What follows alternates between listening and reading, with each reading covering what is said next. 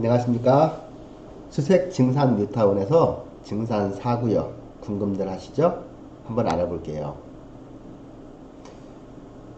인터넷으로 증산 4구역 검색하시면 신문 기사도 있고 블로그 내용도 있고 다 아실 거예요. 그런데 보다 좀 더 구체적인 내용들은 좀 없어서 아쉽지 않았을까 싶어서 객관적으로 말씀을 드리고 싶네요. 사실 증산 4구역을 오랫동안 지켜만 봤어요. 워낙 이해관계인들이 많아서 함부로 얘기하기가 어려운 내용들이 있죠. 그래서 객관적으로 얘기할 테니까 객관적인 사실에 대해서만 혹시라도 잘못된 내용들이 있으면 제기하셔도 좋습니다.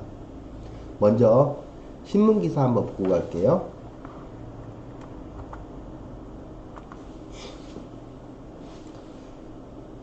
하우징 헤럴드라는 데 올라가 있는 내용이네요. 제목이 증산 4구역 주민들 우리는 재개발 원한다. 예, 맞습니다. 증산 4구역의 대다수 주민들 70%가 넘는 토지등 소유자들이 재개발 사업이 진행되는 것을 원하죠. 그래서 사진에 보시면 은평구청 앞에서 주민들이 이렇게 재개발하게 해달라고 주장한 사진이 실려 있네요. 간단하게 기사를 볼까요?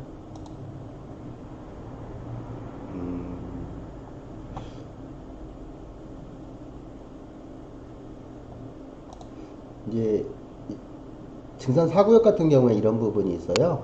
논점이 사실 지금 상태에서는 다 끝난 거나 마찬가지인데 추진위원회 측에서는 2008년도 재정비 촉진계획이 수립되어서 증산 4구역의 경우에는 최초의 정비계획이 수립된 게 2008년이라고 주장을 하는 거예요.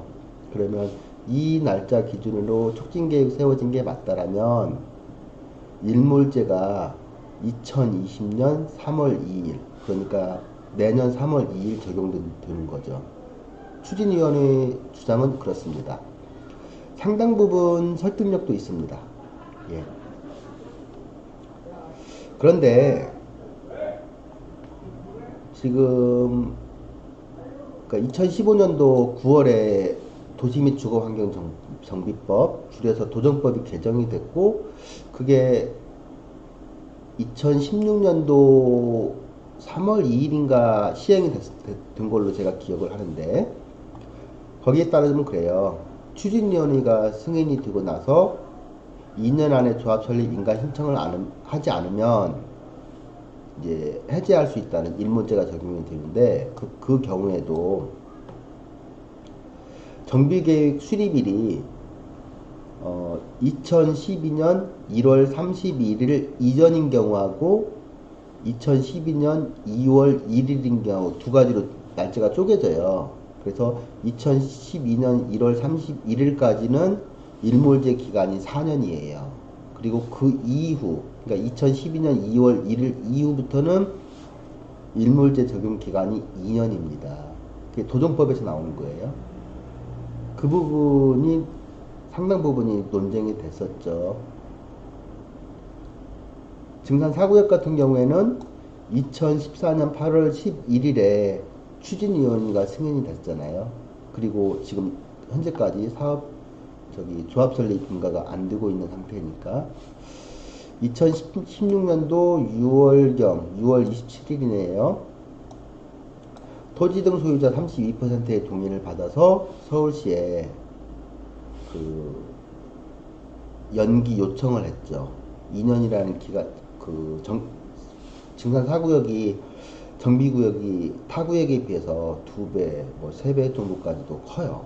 그러다 보면 당연히 동의서 진구하는데 기간이 좀 많이 필요한 것은 사실이니까요. 그래서 연기 신청을 했는데 그 당시만 해도 재개발을 찬성하는 동의율이 그렇게까지 높지는 않았으니까 서울시 도시계획위원회에서 2017년 2월 5일의 연기 요청에 대해서 동의하지 않는다. 부동의 결과가 나왔었죠. 그리고 이제 행정소송으로 가서 행정법원, 고등법원, 대법원까지 해서 최종적으로 결론이 났죠. 그 건에 대해서, 부동의 건에 대해서 결론이 났었죠. 하나 더 보고 갈까요? 예, 디지털 타임스에 나온 건이네요. 제목은 13년 동안 재개발 수건사업 간절히 원했는데 물거품 위기에 놓였다. 그래서 증산 사구역 주민들이 많이 뿔났다. 이런 기사 내용입니다. 사구역 토지 등 소유자 입장에서 특히나 찬성하시는 분들 입장에서는 많이 속상하고 힘들어 하실 수 있는 내용이네요. 관련 기사는 2019년 4월 9일 기사죠. 네. 여기에도 상당 부분 내용들이 있어요. 어떤 내용이냐면 2014년 8월 추진위원회가 설립이 됐죠. 조합이란 단어 빼야 됩니다. 추진위원회가 설립이 이제 승인이 됐다는 말이고요. 조합 설립을 위한 동의율이 2년 내에 75%를 채우지 못했다. 예, 맞습니다. 그래서 32%의 토지등 소유자가 연기 신청을 했다는 건이고요. 서울시 재정비위원회에서 이를 받아들이지 않아서 정비구역 해제 위기에 몰려 있는 거죠. 현재 상황에서도 아직 고시는 안 났으니까 해제됐다라는 표현보다는 해제 절차를 진행하고 있다라는 표현이 적절할 것 같습니다. 법률적인 표현이니까 그렇습니다. 만약에 해제가 된다면 도시 실러마 이런 우려가 있는 것도 사실이고요, 사실은. 그런데 해제됐다고 해서 바로 실러마가 된 것보다는 그 앞단계 과정이 또 하나가 사실은 있잖아요. 예, 그거 한번 생각해 볼 부분이고요.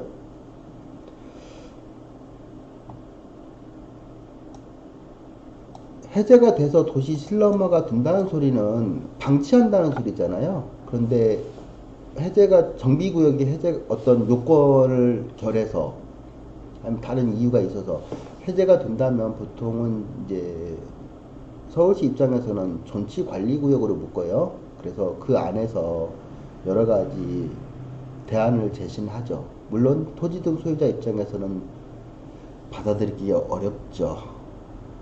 아파트 시장이 워낙 좋았잖아요.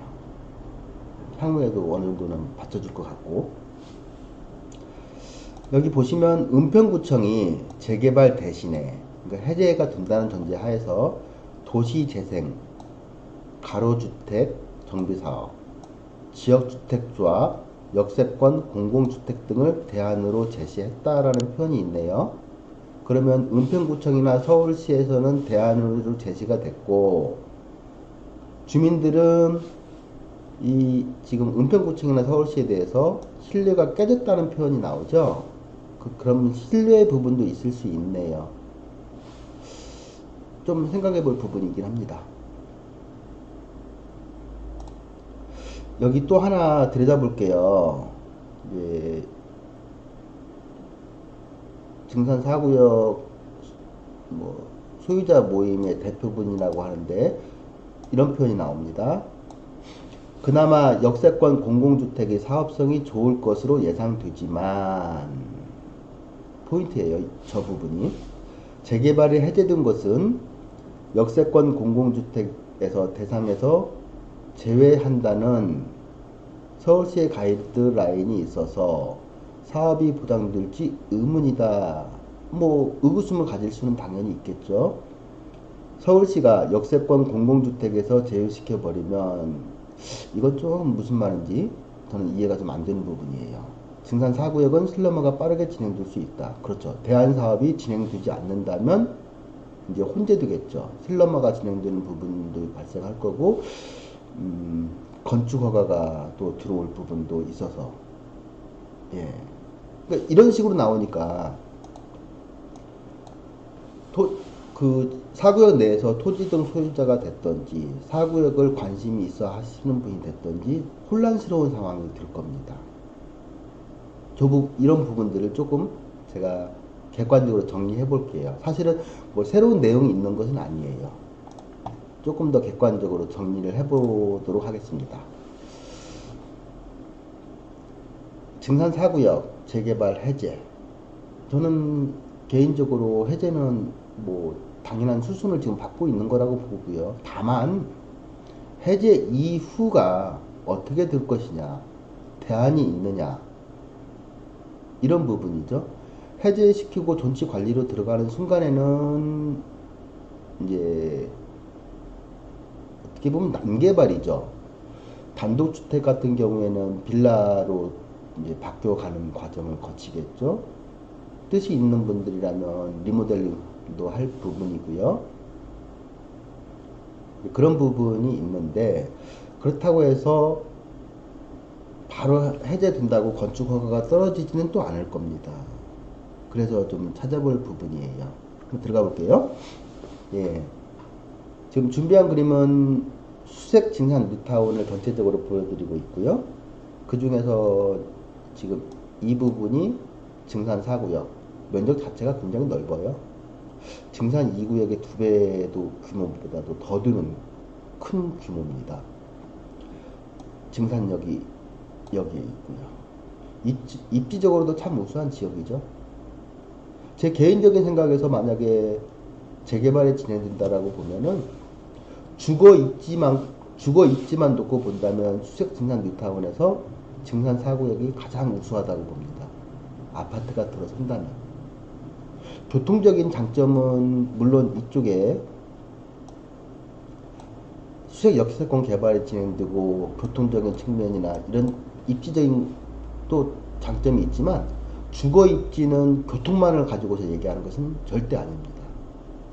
그래서 개인적으로는 증산 4구역이 참 아쉽다, 이런 부분이 있어요. 또 이렇게 얘기하면 반대하시는 분 입장에서 또 어떻게 생각하실지 참 조심스러운 지역이에요. 그래도 제 주관대로 말씀을 드려봐야죠. 증산 4구역 참 어려운 지역이죠. 2018년도 2, 3월 3월달 정도까지도 괜찮았어요. 그런데 4월, 5월 거치면서 9월까지 약 6개월 사이에 가격적인 측면에서 보면 참 엄청났죠. 10년 묻어놓으면 재개발 된다고 생각하시니까요. 정말 그러지는 않을 것 같은데 그렇더라고요. 지켜보는 과정에서 보면 재개발 사실 쉽지 않아요. 많이 알아야 되고요, 많이 분석해야 되고요. 그렇습니다. 조심해야 될 내용도 많고요. 이 재개발이 부동산 주기하고 또 맞물리는 부분까지도 볼 수 있어야만이 되는 거예요. 과거 2, 3년만 놓고서 주택시장이 화랑을 보였으니까 좋다라고 볼 수만은 없습니다. 재개발이라고 하는 것은요, 정비구역이 지정됨으로 인해서 출발을 하는 거고요. 제가 정비구역이 지정되고 추진위원회가 승인되고 조합 설립, 사업 시행인가. 사실은 조합 설립이라고 하는 이 부분이 굉장히 중요해요. 70%가 여기서 결정이 되는 겁니다. 그리고 조합이 설립되고 난 이후에도 가야 될 길이 굉장히 길어요. 그 다음부터는 이제 사업성을 논하는 거예요. 재개발이 되냐 안 되냐 부분은, 안정적이냐 부분은 조합 설립에서 결정이 되지만, 이게 얼마나 상승할 수 있느냐 부분은요, 부동산 주택 시장하고 같이 맞물리면서 조합 설립 이후에부터 이제 사업성을 논하는 거예요. 그 전까지는 사업성 논할 필요도 없는 거예요. 안정적인 과정에 들어가지도 않았으니까요. 가야 될 길이 아직도 멀잖아요. 사업 시행인가 나와야죠. 시공사 선정해야 되죠. 분양 신청하고 감정평가하고 관리처분하고. 그리고 나서도 이주하고 철거하고 입주까지. 이게 한 사이클이거든요. 그 사이클에서 골병 들어요. 나이 드신 분들은 들어가는 거 아니에요. 그래서 어느 정도 연령대가 되신 분들은 초기 상태에서 들어가는 거 아니에요. 원론적으로 그렇습니다. 가격이 이쁘거나 정말 또 다른 이유가 있어서 적극적으로 이렇게 거래를 해야 되는 부분도 당연히 있지만, 원론적으로는 나이 드신 분들은 재개발적으로 들어가는 거 아니에요. 젊은 층이 들어가는 겁니다. 3, 40대가 들어가는 층이에요. 그러면 이 절차를 놓고서 증산사구역을 한번 들여다볼게요. 증산사구역 같은 경우에는요, 2012년 5월 24일에 이 자료의 출처는 제가 클린업 시스템에서 따온 겁니다. 그러니까 이 자료는 정확한 자료예요. 날짜까지도. 2012년 5월 24일 날 촉진계획이 변경이 일어났고 공람 공고가 이루어졌어요. 그리고 7월 26일 날 결정 고시됐죠.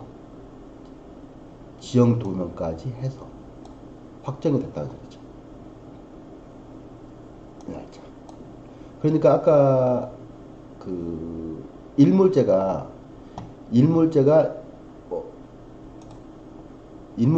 2년이냐 4년이냐를 구분짓는 이게 2012년 1월 31일하고 1월 31일 하고 2월 1일로 쪼개지는 거예요. 그런데 증산사구역 같은 경우에는 벌써 2012년 2월 1일 이후라서 일몰 기간이 적용되는 게 2년이에요.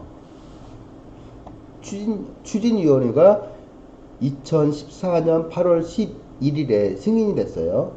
그 당시에 토지등 소유자 50%가 살짝 넘었죠. 그러면 추진위원회 승인, 여기가 2014년 8월 11일이네요. 그리고 나서 2년을 가본 조합 설립 인가 신청까지가 2년이잖아요. 그러면 2016년 8월 11일까지 신청이 돼야 되는 거예요. 그 전에 이제 연기 신청했었죠. 사실 요 밑에 부분에 정비업체 선정이나 설계자 선정 부분은 뭐 추진위원회 승인되면 당연히 하는 거니까 중요한 내용이 아니고. 그래서 지금 기간으로 보면 이걸 충족하지 못했고 서울시나 은평구청 입장에서는 계속 지켜본 거죠. 상당수가 찬성하는 사람도 많고 이러니까 그런 부분이 있었고, 또 그 과정에서 소송도 진행이 됐었고 이런 부분이었죠. 근데 어쨌든 지금 상황에서는 이제 추진위원회 입장을 들어볼까요? 추진위원회에서는 이런 구상을 가지고 있어요. 현재 해제를 위한 연락 공고가 끝난 상태예요. 2019년 2월 28일부터 4월 1일까지 해서 공람은 끝났어요. 그러면 지금이 4월 13일이니까 지금 단계는 은평구의회에 지금 올라가 있는 상태예요. 그러면 뭐 한 달 정도 걸리겠죠? 은평구 의회 의견 수렴 절차가 끝나고 나면 서울시 재정비위원회로 다시 올라갑니다. 지금 2단계 거치고 있고, 다음 단계가 재정비위원회에 올라가고요. 그러고 나면 이제 최종적으로 고시가 되면서 법률적인 효력이 딱 발생을 하는 거죠. 4월, 5월. 제가 봤을 때 이거 6월이에요. 고시가 떨어질 수 있는 시기가 6월 정도로 보여집니다. 6월 중순, 하순 이 정도가 되지 않을까 싶기도 하고요. 어쨌든 추진위원회 입장에서는 이런 내용도 다 알고 있죠. 그리고 나서 추진위원회 입장에서는 증산사구역에 대해서 창립총회를 하겠대요. 네, 할 수 있는 거죠. 그러면서 이제 필요한 뭐 정관을 작성한다든지 이런 부분이 있을 거고요. 그래서 창립총회가 뭐 5월 10일 정도로 날짜가 보이네요. 예, 이런 상황이고, 그래서 이제 총회를 하려면 자금도 뭐 공간도 필요하고 각종 자료도 준비해야 되니까 이런 부분이 있을 거고요. 어쨌든 추진위원회 입장에서는 해제 고시가 날려면 시간이 좀 걸리니까 그 안에 조합 설립 창립 총회를 하고 조합 설립 인가 신청까지는 가겠다. 이제 이렇게 보여지죠. 그 증산사구역 같은 경우에요. 물론 대다수 토지등 소유자 인원수로만 보면 찬성이 뭐 거의 75% 가까이, 정확한 수치는 제가 모르겠어요. 75% 가까이 들 거라고 저는 이 언저리에 있다고 개인적인 의견으로 보여져요. 뭐 넘었는지 그것도 모르겠습니다. 그리고 이제 반대하는 사람들이 또 있잖아요. 기본적으로 상가주택, 상가건물, 다가구주택, 단독주택, 뭐 큰 대지를 가지신 분들 입장에서는 반대하죠. 300평씩 가지신 분들도 계시고 그렇잖아요. 뭐 아파트 가격도 올랐지만 대지 가격도 꾸준히 올랐으니까. 예, 그런 부분 있죠. 이런 부분, 이분들도 그럼 약 25% 내외, 정확한 것보다는 내외 표현을 정확히 해드려야지. 이 정도 들 것 같아요. 정확한 수치는 제가 모릅니다. 그리고 이 반대쪽에서요, 사실은 또 이런 사람들도 있을 수 있어요. 건축 목적으로 다가구 주택이나 다세대 주택 위치 좋은 데를 먼저 선점한 사람들도 있을 거라고 봐요. 그 사람들 입장에서는 거꾸로 해제가 되면서 어떤 조건이 걸릴까, 아니면 건축 허가 부분이 어떻게 될까가 초미의 관심사죠. 완전 이 찬성 쪽하고는 정반대 생각을 지금 하고 있잖아요. 다 이해관계인입니다. 개인적으로 보면 이제 추진위원회에서는 어차피 이 조합 설립 창립 총회까지 하겠다는 이제 의지가 있는 것은 당연하죠. 여기서 포기하지 못하겠다는 취지니까. 근데 이제 증산 4구역이 그래요. 만약에 증산 4구역이잖아요.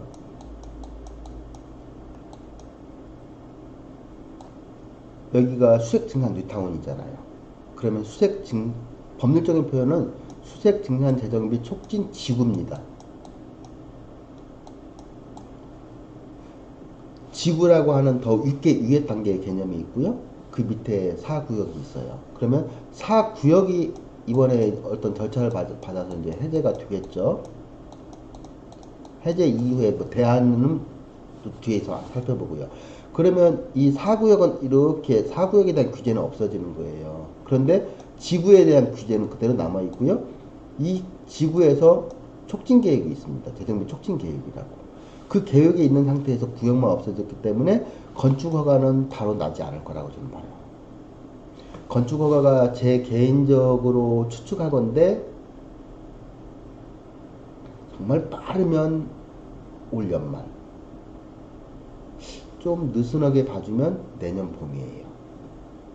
그럼 내년 봄까지는 행위 제한이 걸려 있다는 소리예요. 단독주택을 가지신 분도 건축 허가가 나오지 않는다는 소리죠. 예. 그쵸? 왜 그 부분을 같이 보냐면요. 증산 4구역의 향후 어떻게 변해갈지를 같이 보기 위해서 그러는 거예요. 첨예한 이해관계가 맞물리니까. 지금 서울시에서, 그러니까 은평구청도 마찬가지죠. 서울시를 통해서 내려오는 거니까.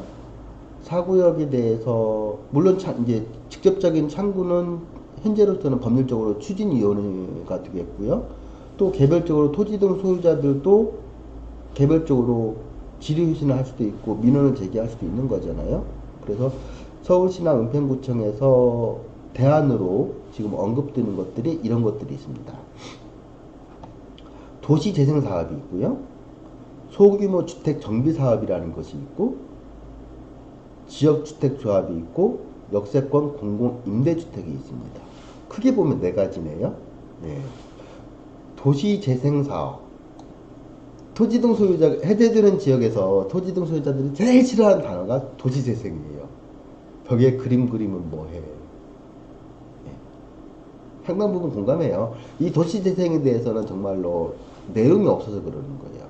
바뀌는 게 하나도 없죠. 왜냐면 뭐 일정 부분 이렇게 금융적으로 지원을 하겠지만 포인트는 주민들이 자체적으로 사업을 추진하라는 거고요. 그러면 비용은 주민들이 부담해야 되는 거죠. 기반시설 설치가 안 돼요, 사실은. 지금 대지 가격이 얼만데, 평당 2천씩만 계산해도요, 뭐, 이거, 4년간 100억? 아무런 의미 없어요. 녹지 공간 하나 제대로 못 갖출걸요? 주차 공간 확보 못 하고요. 그 도시재생은 사실은 주민들 입장에서 보면 대안이 아닌 거예요. 관공서 입장에서는 대안이 될수라고 제시할 수는 있지만, 그러니까 결국은 노후주택을 개량하고 보수해서 그대로 거주하세요, 이 소리예요. 답이 안 나올 것 같은데요. 단독주택이라면 땅이라도 깔고 있으니까 대수선 하죠 뭐. 그런데 빌라는 어떻게 합니까? 공동주택 어떻게 합니까? 25년, 30년 된 녹물 줄줄 나오고요. 배관 늘상 겨울마다 배관 터져가지고서 수리해 들어가고요. 또 반지하 같은 경우에는 여름철만 두면 물에 잠기고요. 물에 잠겼다고 전화하면은 동사무소나 이런 데 열심히 달려와가지고 같이 물 푸는 것도 구경하고 도와드리잖아요. 도시재생은 아닌 것 같아요. 제 개인적인 의견입니다. 소규모 주택 정비 사업은 일정 부분 대안이 될 수는 있는데요. 소규모 주택 정비 사업에는 이제 이런 것들이 있어요. 장점은 기간이 정말 짧을 수 있다는 거죠. 분쟁이 없다면. 그러면 이제 이 세 가지 항목이 있어요. 주택 정비 사업이라는 것이.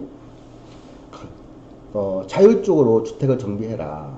이것이 이제 단독주택이나 뭐 단독주택하고 같이 붙어있는 빌라가 붙어있다면 뭐 25억 범위 내에서 하는 얘기니까 자율주택 정비 사업은 저는 의미가 이건 도시재생하고 비슷한 개념이라서 의미 없다고 보고요.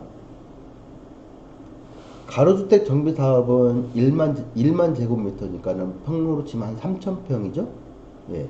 1만 제곱미터 미만인 경우에 도시계획 시설 도로니까 6m 도로에 접하고 이런 이제 조건을 갖추지만 가로를 유지하면서 그 안에서 주택을 정비해야 된다는 거죠. 이것은 상당 부분 일리 있는 부분이긴 한데 증산 4구역이 가로주택 정비 사업이 가능한 것이 몇 덩어리가 쭉 하나, 둘, 셋, 넷, 다섯, 여섯 뭐 억지로 만들어내면 한 6덩어리 정도가 제 육안에는 보이는데 그마저도 그 내부에서 또 상당 부분 마찰이 발생할 수 있는 그런 부분이 좀 있어 보이네요. 소규모 재건축 사업 이건 아닌 것 같아요. 왜냐면 이제 재건축을 더 세분화시켜서 작은 뭐 100세대, 200세대 만들어낼 수도 있고 50세대가 만들어낼 수도 있고 이런 부분인데 재건축 규제 측면이 강하게 들어와요. 그러니까 뭐 조합 설립되고 나면은 3년 이내 전매 금지 걸리고 사업 시행인가 이후에 또 전매 금지 걸리고 이런 규제가 또 재건축 초과이익 환수제가 걸리는 부분이 있고요. 그런 부분이 있고 이 전체적으로 이 세 가지 사업 방식이 있는데 저는 이게 지금 증산 4구역에서는 먹히지 않는 거예요. 주민들이 원하지 않고의 부분은 아니라 제 개인적인 의견에서는 증산 4구역이 현재 거래된 금액들이 평당 공동주택으로 따지면 뭐 그냥 평균치로 예상하는 평균치로 볼게요. 높은 쪽으로 볼 의미는 없을 것 같고요. 평당 3,500 조금 낮춰봐도 3,200 높은 쪽에서는 4,500 이 정도 금액이면요 이거 절대 못합니다. 검토할 대상도 아니에요. 그러면 작년 한 2018년도 4월부터 9월까지 한 6개월 사이에 거래된 양이 상당히 있어요. 그 가격대들이 다 평균 3,500을 넘어가 있을 겁니다. 그게 무서운 거예요. 그 금액에서는 이 대안 사업을 할 수가 없다는 거예요. 당연히 이쪽도 안 되는 거고요. 지역주택조합 저는 이거 성공한 사례를 아직까지 못 봤습니다. 지금 은평구나 서울시에서 대안으로 제시한 것들을 놓고서 제가 봤을 때 하나, 둘, 세 가지 덩어리가 다 없어져 버렸죠. 그럼 남은 것은 역세권 공공임대인데요. 이게 정확한 표현은요. 역세권 재개발이에요. 역세권 써볼게요. 역세권. 증산역에서 6호선 증산역에서 가깝잖아요. 재개발이에요. 그러면 사업 방식이 재개발인데 어디서 재개발이냐? 포인트가 그렇죠. 재개발이에요. 포인트는. 보통은 재개발은 2종 일반 주거지역이죠. 예, 3종의 일부에 들어갈 수는 있지만. 그리고 역세권이니까 역 승강장을 기준으로 해서 뭐 250m가 1차 역세권, 그 다음에 500m까지가 2차 역세권, 이렇게 구분이 좀 있어요. 그런 조건을 충족해야 되고, 근데 역세권이니까 교통편이 좋죠. 재개발하는 거고요. 여기서 포인트는 그러면 서울시가 원하는 것은 임대주택이에요. 땅이 없잖아요. 그러니까 역세권 재개발 사업을 임대주택. 서울시 입장에서는 장려할 수밖에 없는 거죠. 그러면 임대주택을 많이 얻을 수가 있거든요. 증가되는 주택의 뭐 50%를 다 기부채납으로 가져갈 수도 있으니까요. 아니면 거기서 일부 양보해서 뭐 25%에 30%에서 임대주택을 가져갈 수도 있잖아요. 원가로 가져갈 수 있으니까. 대신에 가져가는 만큼의 일정 부분을 또 상당 부분 용적률을 완화한다든지 그 사업 대상지 면적을 좀 증가시킨다든지 이런 식으로 서로 간에 이제 주고받는 거잖아요. 예, 그런 부분이 있죠. 또 여기서 이제 또 불합리한 부분이 뭐가 서울시에서 원하는 것이 임대주택이에요. 그럼 증산 4구역의 토지 등 소유자 입장에서 보면은 한번 검토해 볼 수 있는 부분이죠. 다만 여기서 이제 이런 부분이 있어요. 어디가 있을까? 안 보이네? 여기 있구나. 그 일종 일반 주거지역은 제외한다예요. 그러니까 증산 4구역에 그 산 뒤에 봉산이 있잖아요. 산 밑으로 뒤쪽으로 상당 좀 많은 면적이 일종 주거지역으로 잡혀 있어요. 뭐 한신빌라도 당연하고요. 일종은 제외시키는 거예요. 그럼 역세권 재개발에서 그 구역계를 그을 때 제외되는 거죠. 근데 그 일종 주거지역에 단독주택도 있고 공동주택도 있는데 정말 열악해요. 차도 못 들어가요. 음침하고요. 거기 어떻게 하냐고요. 그런데 현행 법으로서는 딱 일종은 제외시키는 거예요. 그러면 해제되면서 그 위쪽에 계신 토지 등 소유자들은 또 피해자가 될 수도 있고요. 또 주민 간의 갈등도 심하게 나오겠네요. 결정은 토지 등 소유자 주민들이 하는 거예요. 제가 지도상으로 또 보여드릴 거예요. 이런 부분이 있어서 제가 봤을 때 이제 어떤 대안을 제시해도 만족스러울 수는 없는 거고요. 앞서 봤던 도시재생사업, 소규모 주택 정비사업, 지역주택조합 사업은 대안 자체가 될 수 없다라고 저는 보고요. 개인적으로. 역세권 재개발은 충분한 대안이 될 수 있다라고 보는데 해제되면서 그 안에 내부 주민들 간의 불협화음은 강하게 또 들어올 거예요. 결국은 올 7월부터는 그 부분 예상이 되는 거죠. 내년 초까지. 건축 허가가 들어오기 전까지.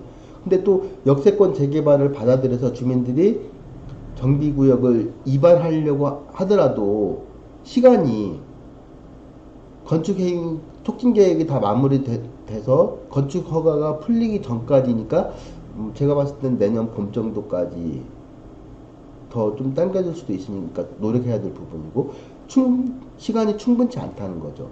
그 기간 내에 요건을 충족해서 이반 제한을 해야 된다는 거죠. 이 요건이 3분의 2였나? 예, 토지 등 소유자가 3분의 2 플러스 토지 면적이 2분의 1 이런 조건이 있단 말이죠. 이 조건을 충족하는 동의서를 얻어서 이반 제한을 하는 거예요. 저는 이 이반 제한을 했을 때 서울시에서는 받아줄 거라고 보고요. 그래서 아까 신문에 나왔던 실리가 깨졌다는 부분은 제가 조금 이해가 안 되는 부분이 있어요. 볼게요. 지금 준비된 그림이 증산 4구역이고요. 지금 역세권 재개발을 했을 때 가능한 구역들을 지금 보이고 있죠. 증산역이고요. 예, 지금 1차 역세권을 이쪽으로 이렇게 이 밑에 쪽까지 그렸어요. 이쪽은 사실은 해당 사항이 없어요. 이쪽은 서대문구 북가자동 쪽이니까. 근데 이 지하철에서 지금 좌우 상하 사방은 다 지금 라인을 그려본 거죠. 그러면 증산 9길이 여기가 증산 9길이에요. 증산 9길 라인이 이렇게. 그럼 이 아래쪽에 평지 쪽은 다 들어가죠? 그런데 증산역 앞에 이런 데 보세요. 저런 데는 다 상가 건물 들어가 있고요. 단독주택 들어가 있고요. 또 이쪽도 북도로 끼고 있는 단독주택들이 있어요. 산성이 쉽지 않을 것 같네요. 또 이 안쪽에 보면은 이게 이제 4m 도로거든요. 이 4m를 끼고서 이쪽에 또 북도로 낀 단독주택들이 있고요. 이 라인을 끼고서 단독주택들이 쭉 줄비해 있어요. 초역세권에. 저 평당 가격도 만만치 않을걸요? 기본 지금 평당 2,000에서 2,500 정도까지 나올 수 있고요. 또 이런 그 도로를 끼고서는 3,000, 평당 3,000 이 정도가 뭐 호가적으로는 3,500도 있을 거고요. 거래될 수 있는 금액대가 이제 3,000 정도로 보여지고요. 또 이런데 면적도 뭐 이런 면적은 또 굉장히 크죠 뭐. 이런데 면적들은 다 큰 덩어리들이 지금 끼고 있단 말이죠. 그럼 이 안에서 토지 면적 2분의 1이 그래서 좀 쉽지 않을 부분도 상당 부분에 녹아 있고요. 이쪽 같은 경우에는 빌라들이 많이 있으니까 잘 나올 거고 동의서가 많이 나올 거고 또 이 도로변을 타고 이 부분이죠. 이 부분 이런 데들은 다 상가주택이나 상가 건물 쪽이에요. 기본적으로 반대를 예상할 수 있는 거고요. 그래서 1차 역세권 이 점선으로 보이는 이 부분이네요. 여기서 이제 이 부분 이 정도 지금 해주겠다는 거고요. 더 2차 역세권으로 전체적으로 2차 역세권이 여기에요. 여기가 지금 500m예요. 이 앞에 이 라인이 250m고요. 그런데 이 뒤에는 산이 되겠죠? 지금 이 부분이 일종지예요. 이 부분이 지금 추가 불가 지역이라고 되어 있잖아요. 일종이라서 지금 추가가 못 되는 거예요. 근데 정말 노후도 심한 데는 여기거든요. 물론 구릉지이면서. 저분들의 피해가 상당히 클 것 같고요. 이쪽은 이제 어떻게 될까 모르겠네. 그래서 이런 부분을 놓고 봤을 때 그 내부적으로 들어가 있는 이쪽은 상대적으로 단독주택이 많지는 않으니까 그래서 제가 봤을 때 2020년 초 건축허가가 풀릴 수 있는 시기가 움직임이 없다면 그러면 건축허가 풀릴 이 시기까지 그러면 해제가 지금 2019년 뭐 6월 중순 정도라고 예상을 해본다면 6, 7개월 길게 보면 8개월 이 기간 동안에 그나마 역세권 재개발 사업으로 가려면 이제 주민들이 협력해서 이반 제한을 정비구역을 이반 제한할 수 있잖아요. 저는 이반 제한했을 때 서울시에서 해줄 거라고 개인적으로 예측을 합니다. 목적은 서울시에서는 임대주택을 많이 만들고 공급하고 싶어 하고요. 지금 서울시 박원순 시장 임기 내에 8만호 정도로 공급해야 되는데 공급할 부지는 없잖아요. 짜내고 짜내서 정말 동부간선도로 위에도 막 임대아파트를 올리려고 하는 상황. 그만큼 부지가 없으니까요. 그러면 적극적으로 역세권 재개발 사업은 서울시 입장에서는 그 혜택을 주면서 권장해야 될 내용으로 보여집니다. 다만 그걸 받아들이지 않고는 주민들이 결정해야 될 부분이고요. 그래서 일중기처럼 이렇게 빠지는 부분들이 생기다 보니까 주민 사이에 이제 불협화음, 재산권에 대해서 상당히 마찰이 발생할 수 있는, 또 이 아래쪽에서는 그동안에 오랜 기간 동안에 단독주택이나 이런 데 건물을 짓고 싶었는데도 못 지어서 건축행위 제한을 받으면서 재산권에 침해를 받았던 분들이 해제되니까 이제 좀 내 재산권 행사를 하고 매매할 수 있을까 싶었는데 다시 정비구역으로 묶인다면 그 또한 피해자로 전락할 수 있고요. 이런 부분도 생각해 봐야 되죠. 물론 추진하는 쪽에서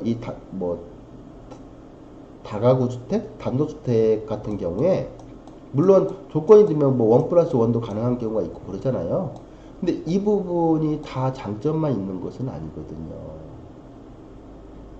정말로 작은 덩어리라면 값어치가 있고요. 대지 면적이 50평, 60평만 돼버려도 다른 생각을 하게 되거든요. 소유자 입장에서는. 그래서 참 사고액이 어떻게 될까? 저도 확정적으로 말씀은 못 드리죠. 여기까지 제가 좀 긴 시간 사고액에 대해서 제가 바라보는 이런저런 생각들을 한번 정리해서 말씀을 드렸고요. 결과적으로 주민들은 어떤 걸 기준으로 판단할까? 경제적인 관점으로 판단할 거라고 보고요. 예. 그래서 이 가운데, 여기가 아니구나. 여기 이 증상 9길이 또 여기가 해제돼 버리면 이쪽이 지금 이쪽이 증상 5구역이거든요. 이 아래쪽은 잠깐 작은 면적 해제되고 밑에 쪽에 증상 2구역이 있고, 그럼 가운데 토막이 날아감으로 인해서 이 증상 9길이 21m로 확대되는 이 도로가 도로에 단절이 발생하는 부분이 있고요. 정말 도시계획이 좀 해제됨으로 인해서 엉뚱한 일도 많이 벌어지고 그래요. 그래서 어떤 누가 이익이다 이런 것은 뭐 제가 깊이 관여할 부분도 아니고 그렇지만 전체적으로 그 동네가 살아나려면 그런 부분도 중요할 것 같고, 또 세부적으로 들어가면 개인적인 재산권 침해 부분도 또 보호받아야 될 측면도 있어서 뭐 그렇습니다. 여기까지 제가 뭐 개인적인 의견을 증산 사고액에 대해서 정리해서 올려봤고요. 좋아요, 구독하기 부탁드리고요. 다음에 또 다른 영상으로 찾아뵙겠습니다. 고맙습니다.